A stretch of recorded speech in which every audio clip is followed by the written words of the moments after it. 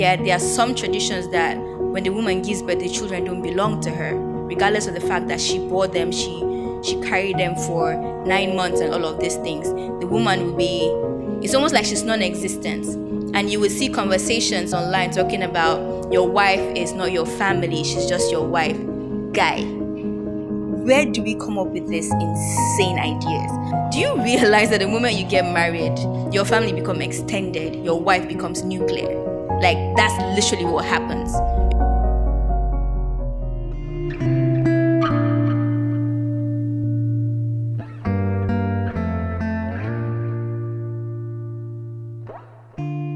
Hi everyone, welcome to Shared Chapters on BudgePod.com. My name is Kimia Andrew and I'm just happy to be here. You're welcome to my space. You know how it is on Shared Chapters. I let you into my world, the things that I'm doing, what I'm about, and mistakes I've made in the past. I'm hoping that you will learn from them and how my future and my present are going and how we will get there basically. Okay, so on today's episode of controversial topics. Now, I'm not a controversial person, and I do not wish for this topic to be controversial, but I know a lot of people will not agree with it. And before you judge, just hear me out. Now, there's this lady that I follow so much. I love the way she thinks, right? Her business acumen is the kind of thought that I enjoy when it comes to starting a fashion brand, starting a business. And she's somebody that I follow, even though I don't always agree with her views regarding certain things, but you don't always agree with people, right? I mean, in this world, for us to be able to live in a balanced system, you have to know that you don't always agree with people, and it is fine. Now, there are certain things she has said that I will not ever agree with, but this thing that she said actually made me think, right? Because when we're talking about roles, is it a role thing? It's kind of like a role thing, because this thing it's been something that we've practiced for a long time, and I've never actually heard anyone ask a question about it. I mean, like people probably have asked questions about it, but I've never been in a room where somebody asked questions about it, and that is the surname debacle. So this is what Fisayo said. That's the lady that I'm talking about. She owns the brand Kai Collective, and I like the drama of the brand, right? So I'm not talking about the brand today, we're just talking about this. And she was having this conversation of taking her husband's surname. Now, I'm not taking her thoughts and just dishing it out. I'm just letting you know what my own thought was. And this was it. Like, initially, I've always been the girl not to want to go with societal norms. I found societal norms to be quite frustrating and quite partial to the people that had power, in a way. People that were at the advantage always made rules and laws that would go with their advantage. Those that were disadvantaged were left at the mercy of these laws, right? And for the longest time, it's almost like it's human nature. Now, people will tell you that it is how it is. And when someone tells me it is how it is, I'm like, who said? And that is the surname thing. And the surname for children always bear the man's name. They never bear the woman's name. People hardly even say, people do talk about, okay, this woman's children, this woman's son, this woman's daughter, but these children never bear the name. They'll say that the family name is the father's name. However, it does get funny when the mother comes from a very wealthy family, right? It does get tricky around that side, because in some situations, the children actually would bear the mother's name. So, why is it that it happens to be so conveniently okay for something that is supposed to be that way? And somehow the supposed to be that way is now but in this case, that kind of situation. And for me, I always run my thought processes or certain serious decisions. The first thing I'll do is, okay, what does the Bible say about it, right? And that was what I did when I heard this, because it interested me. I was like, oh, that's a very valid point. Talking about bearing your husband's name, your children will bear your husband's name. It's almost like you disappear. It's almost like you stop existing the moment you get married, which is another conversation entirely for another day. But my thought was, okay, what does the Bible say about this? And I realized that it doesn't really say anything about it, in a way. I might be wrong, but it doesn't really say anything about it. Give me time. I'm cooking. Okay, so it does talk about people, either they refer to you either from where you're coming from, Mary of Magdala, either even who your mother is, who your father is, you can't be referred to like that. And from what I know about the little history of surnames, it actually was a way of identifying people. It was just brought about because a lot of people were bearing the same name. When people started moving around, when the landlord issue came, that people started needing to work and they'll move around to work, people needed to be identified properly, because if you were all together in the same community, you all knew who was. I would know who my neighbor was, I would know who my cousin was, I would know who the person that lives 5 doors away was, and there was no need for putting that on paper that this person is this person's child. And I understand order, right? You would want order, but for me, I started having this thought of, okay, what's wrong if a child bears both parents' names? Now, I would literally go the extra mile of saying what's wrong if spouses exchange names. And I don't mean removing their surnames completely. You would exchange name. The man would take the woman's surname or the woman's name into his name, and the woman would take the husband's name into her name and all of that. I know that's like shooting for the stars, but let me just drop it there. But the one that I was thinking about was, what's wrong with your children taking both your names? For example, if I were to get married to a man, let's say his name was Theophilus, right? And my name was Kimia. My name is Kimia. And we have a child named Samson. What's wrong if Samson is called Samson Kimia Theophilus or Samson Theophilus Kimia? What's wrong with that? Let's be honest. What's really wrong with that? Because I find that a lot of the time the issue isn't about who bears what, but who owns who. Like saying that these are my children. There are some traditions that when the woman gives birth, the children don't belong to her, regardless of the fact that she bore them, she carried them for 9 months and all of these things. The woman will be, it's almost like she's non-existent. And you will see conversations online talking about your wife is not your family, she's just your wife. Guy, where do we come up with these insane ideas? And you will see people that really, and for me, I don't care about either traditions or other religions, right? My issue is, you cannot be a Christian and then you come out here and be saying your wife is not your family, she's just your wife. Like, are you hearing yourself? Do you realize that the moment you get married, your family becomes extended, your wife becomes nuclear? Like, that's literally what happens. Your family become an extended family. I know there are lots of people who will not agree with this, but let's just look at it this way. If Christ would die for his bride, why would you think that you should treat your bride as a second-class citizen compared to other people? It doesn't add up. So while thinking about this, I was like, hey, what do you think? Like, I just wanted to put that thought out there of, what do you think? What's your thoughts about having the open conversation with your partner? Because this is something like you should have a conversation with. I'm not saying that it's a must.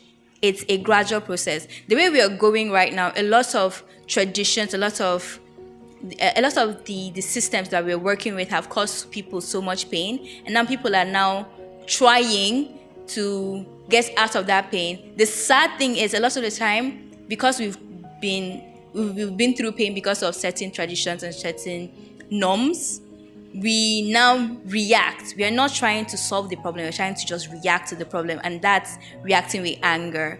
Okay, the system has been quite patriarchal, I agree, but is the solution trying to bring down men? Is the solution trying to be equal to men? No, that's not the solution. So what I'm saying is, open your mind to the thought. The way we are going, a lot of traditions, a lot of norms that we have held up at a almost religious level, perspective-wise, are being brought down. And if we don't have these conversations, we might end up being lumped up in the group of either you're taking the side of those that are angry, or you're taking the side of those that are like, okay, I'm still going to do what I want regardless, right? For me, it's not a power tussle. I understand my role as a woman, and I also have a little understanding of the role of a man in my life. I know how important it is, and I know how important I am. I will not want to be a man, because you people have your own issues to sort out. There's a lot of responsibility that comes to being a man, and there is a lot of responsibility that comes to being a woman. I've been made that way, so I'm comfortable in it already. I've been equipped with the ability to be a woman. Yes, if God had decided to make me a man, he would have equipped me with that as well. But I like the fact that he made me a woman, and I'm happy with it. As a woman, I have certain abilities that come very natural to me. Nurturing comes very natural to me. Caring comes very natural to me. I don't know if patience comes very naturally to me. I don't know. I don't think it's even a woman thing. I think patience doesn't come naturally to me. So kindness, I think kindness is more like a self-defense kind of thing for me. Like, I grew up as a very nice person, so it was like, as I was being nice, I now automatically learned how to be kind. Keep in mind, being kind is not the same thing as being nice. So, two different things. Nice people can be the meanest people on earth. Do not be deceived, right? So I understand the role that I play as a woman. I understand biological roles as well. Gender roles are not things that I particularly agree with, because there are certain things that are survival skills that we have now turned into gender roles. For example, be able to pay your bills has been categorized as a gender role. It's not. Being able to cook for yourself has been categorized as a gender role. It is not. These are survival skills. You should be able to take care of yourself. You should be able to think, okay, no matter what, I should find a way of... I should be able to help myself out. I shouldn't lean on somebody 100%. I mean, like, do you realize that if you are 100% dependent on somebody, you have given them so much power over you, like so much power over you, they can decide to do and undo with your life. So it is a survival skill to be able to provide for yourself. It is a survival skill to be able to clean after yourself, cook for yourself, clean your house. If you want a housemaid, that's different. If you can afford one, get a housemaid. But your partner is not supposed to be your wallet. Your partner is not supposed to be your house help. Like, let's be honest, right? You have to understand that gender roles can change. In some, it's not everybody that does like the normal thing, right? Every couple is different. There are couples that are the traditional thing. Like, when I say traditional, I mean like what we've agreed to be traditional. Because what we have agreed, that's what God said. Oh yeah, you have agreed, let's continue. So there are people that agree with, okay, the wife is stay at home, the husband works and brings to the family and provides, right? But even at that, being a stay-at-home mom is a job. And if you do not know this as a single lady, if you don't show your children what it's like to be active, you can be a stay-at-home mom and still give example of what it's like to be active. Your children, some of them would resent you because you did not show them what it's like to be ambitious. You did not show them what it's like to strive, and they would want to do it, and they don't have you as their first role model to show that to them. And it's not fair. It's not fair that you would have girls that you wouldn't show that you need to be strong in certain areas. You have to have strength. Being a stay-at-home mom is not a lazy job. It is a job.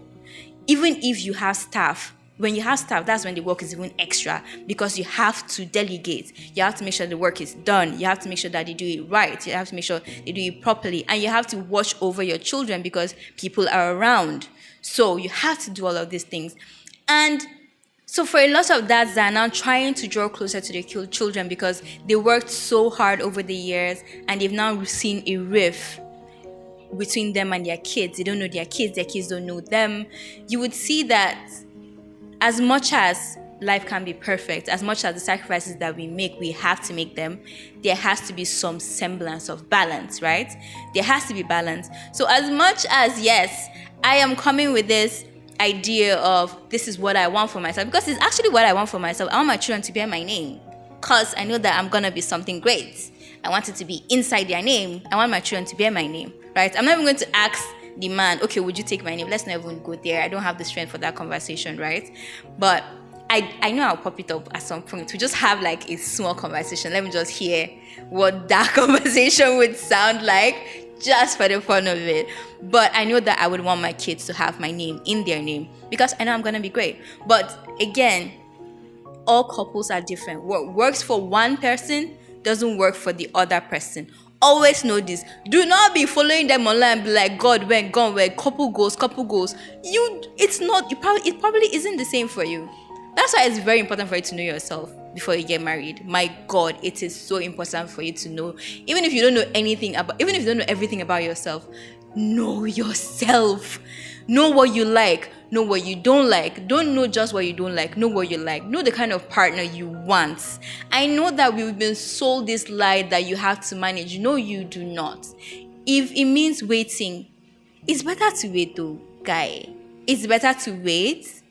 Even if it means you get married for the first time at age 40, for you to get it right. Because look at it this way. If you get married at age 20, you've only been with your parents for 20 years. And keep in mind that even at that, you were vexing with your parents up and down. Then imagine that you live, even if you don't live long, from age 20 to like maybe 60. That means you'll be married to somebody for 40 years, 2 times what you've lived with your parents. And you want to just play with that. Do you know what? There was one day I was sitting there and I thought about being married to one person, like being married for 10 years. Like you're with this person for 10 years. I almost had a panic attack because I'm like, for 10 years? And that's just the beginning. If you have a child at the first year of your marriage, you're just going to have, that child's just going to be 10 years. He's not even going to be a teenager. And that's like the beginning of your married life. You've not started. Like you just started. Not like you've not started, but you just started. And you want to just be like, okay, they're pressuring me. You want to be like, okay, my body is doing me. You want to be like, okay, I want to get married now. In my plans, like the way that I wrote my plans at the age of 20, so, I'll be married, guy. See, God. No, I beg. What? Nah, fam. Nah, like don't do it. Like don't do it. See, as I'm thinking about it, I'm freaking out the more. If you don't know yourself, if you've not had a relationship with yourself, you have no business thinking about getting married to somebody, right? You have no business. And let's be honest. When you get married to the right person, it's going to be amazing. It's like an amazing. I don't know because I've never been married, so I really don't know. And my track record with guys has not been a great one. So I cannot even say I've tasted happiness like that before. But I feel like getting married to the right person is going to be like that deep sigh of relief. That, you know that, right? That kind of, yes, even though I don't know what the future holds, even though I don't know how we're going to survive this, but I know that I have this person with me and it's going to be fine. So make sure you know yourself much more. But I would love to hear your thoughts and your views concerning the topic. What do you think? Are you open to having your children bear your both parents' names? Are you open to that? If you're open to it, why? If you're not open to it, why? Make sure that you make your comments very respectful and cordial, please. Yes, thank you. And yeah, make sure to follow us on all social medias, like, comment, share. Let your friends know that we're here. Make sure that you send us a little bit of heart here and there. And yeah, see you on the next one. Bye.